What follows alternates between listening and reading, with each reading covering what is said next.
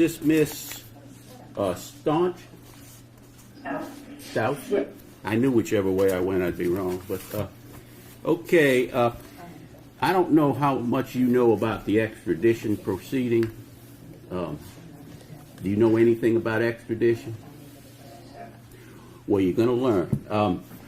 This morning you have a decision to make. You can either waive extradition, and the state of Colorado has 20 days to come get you, which, to be quite honest about it, under the facts of this particular situation, I have a feeling it'd be much shorter than that. But anyway, you have they'll have 20 days to come get you, or you can fight extradition.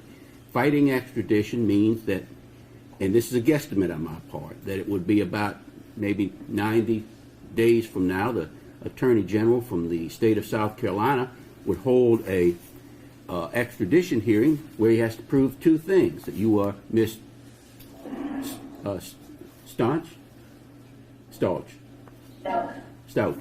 Miss Stauch, and that you are wanted for a felony in the state of Colorado. It's not a very high bar for them to jump over, but that is the standard in a extradition hearing.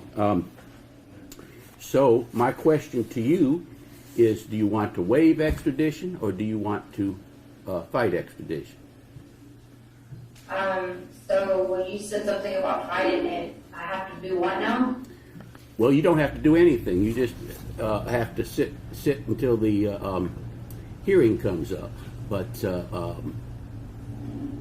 otherwise, the state of Colorado has, if you waive extradition, they have 20 days to come get you. I would be surprised if they weren't already in the air, but that's just me. I have no factual basis for that, but I've just... They were here yesterday. That's who actually came. Oh, okay. So what you want to do, young lady? You want to waive extradition, or you want to fight? So there's a hearing here. What does that mean? They decide and determine what? If the hearing is here, what does that decide? It just decides whether you go back to Colorado or not. Well, I've still never been given the opportunity, like, since the beginning, to even call my attorney to even talk to him about any of these things. Well, where's your attorney? I need to call my friend Laura, who has the attorney, but I was told yesterday that someone was going to do that, but they never did. Okay. I've asked since yesterday that I call an attorney. Well, it doesn't matter either way to me, because I'm just asking the question. I don't care what the answers are. If you waive extradition, I will sign the extradition order, and they'll bring it back there for you to consent to. If you fight extradition, then they'll just have an extradition hearing sometime in the future. And the problem with fighting extradition is that the time you spend sitting waiting for the extradition hearing is always considered to be your time, not Colorado or whatever the requesting state's time is. So you don't get any credit. It's like, I won't say wasting your time, but and there are very few, this isn't legal advice, but I'll tell you, there's very few defenses to extradition. But it's your choice. So you're saying it's not like a guarantee, it's just a hearing? It's just a hearing where they have to prove you are who you are and that you're wanted for a felony. Those are the two things they have to prove in an extradition hearing. That's all. So, I mean, if you are who you are and you're wanted for a felony in Colorado, it won't do much good fighting an extradition hearing. Oh, you're saying they have to prove that. I see what you're saying. I understand now. So, Yes. So you don't know. Okay, what you want to do, young lady? So Colorado. Okay, well, I'll sign the extradition order, and they'll bring it back for you to consent to. Now, of course, it wouldn't have mattered if you waived or not waived. When somebody's somebody is a fugitive from one state, I don't let them be a fugitive from two states. So it's not like if you answered either way, it would make any difference as far as the hearing today goes, because I'm not going to set bond. Of course, with the charges that are involved, I couldn't set bond anyway, I don't think. Anyway. Yeah, I didn't run from you guys, so I don't want to be in trouble with you guys too. I didn't even know anything until yesterday, so the date on that paper you have is wrong. Well, let me tell you something else, and I didn't go into all this. But now that we've decided what we're going to do in this particular hearing, because of the charges you're charged with as far as today's concerned, I don't believe I'd say too much more. Okay?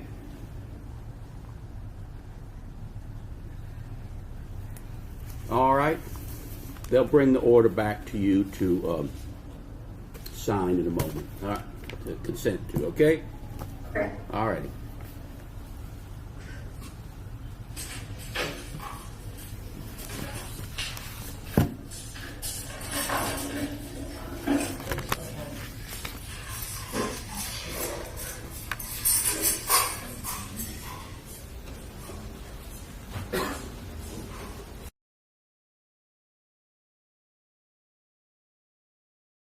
You are?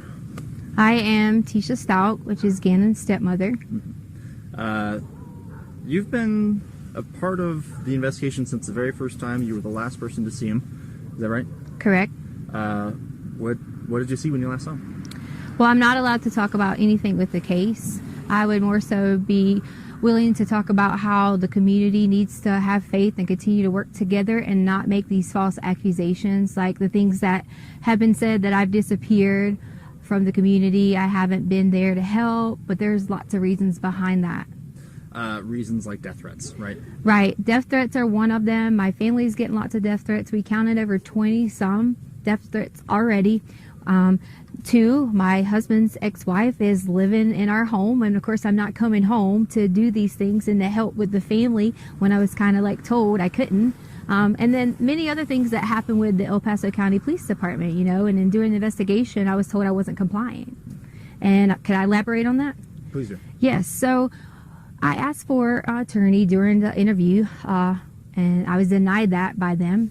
I was held because they were blocking the door, and I was told I couldn't leave, and that if I would have touched them, they would have probably, you know, said I still wasn't complying, or said I was, you know, trying to run away or something. But during the interview, I asked several times, could I stop the interview? Could I get an attorney? Could I stop the interview? Could I get an attorney? I was denied. I was told I couldn't get nothing to drink. I couldn't go to the bathroom. I mean, it was continuously that my constitutional rights were violated. And that's why you say that they said then you weren't cooperating with the investigation. That's why they said I wasn't cooperating at that time, correct. And why did you ask for an attorney at the time? Well, I asked for an attorney at the time because there was one individual, there was two really good detectives, and so I'm not, you know, going to talk bad about detectives, but the tactics they started to get when I would answer questions, they try to, you know, they're detectives, they're supposed to twist. The one main goal is to find Gannon.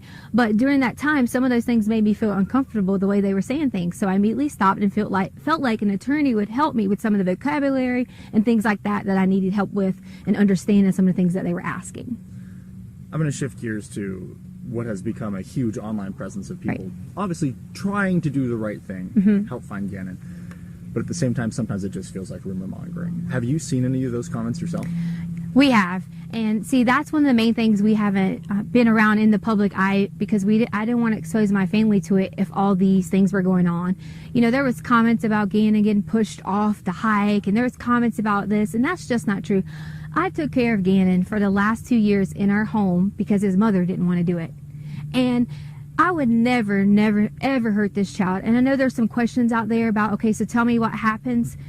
That's up to the investigations when they end up letting you guys know, but I've cooperated with them, even to the point that we were held with a gun, and my daughter, a 17-year-old who serves our country in the United States Air Force, who has never committed a crime or done anything wrong in her life, was put in handcuffs over the keys that was in her purse so they could take her car. And they weren't in there? They weren't even in her car, in her purse. And they were in my pocket. You originally didn't even know it was the law enforcement officers? I didn't know it was a law enforcement officer because when he came out, I guess he was putting his jacket on, and it wasn't necessarily his fault. He was adjusting and happened to catch me. But I saw the gun and I panicked originally and kind of thought, oh gosh, I got who's this guy? And then once I realized it was the sheriff's office, I was totally okay, but they still had a gun and told me they were going to shoot me. But I was really concerned about my daughter, asking why she was being detained in handcuffs and things like that, when that shouldn't even happen for a child. That shouldn't happen for someone who was standing inside of a store shopping because we couldn't have any clothes because all of our clothes were here. If we came here and got clothes, you know, we would be harassed. So she went to purchase some underwear and things like that and was put in the handcuffs in the store, you know, and then brought out with men with guns. And that's just not okay. You know, they could have approached me and said, "Hi, I'm with El Paso County. Can I please get this?" instead of the way that it happened. I'm just going to check your shot. You're doing great. I want to make sure that we're still good on recording, still can hear you okay. Okay, yeah, sounds like we're good. Every once in a while my mic will give out and I want to make sure that's not going to happen here. Okay. I should try and clarify here. Not necessarily crime rates, but the way that people are reacting online to rumors about you with the search. Oh yes, wow. The rumors have gotten so bad.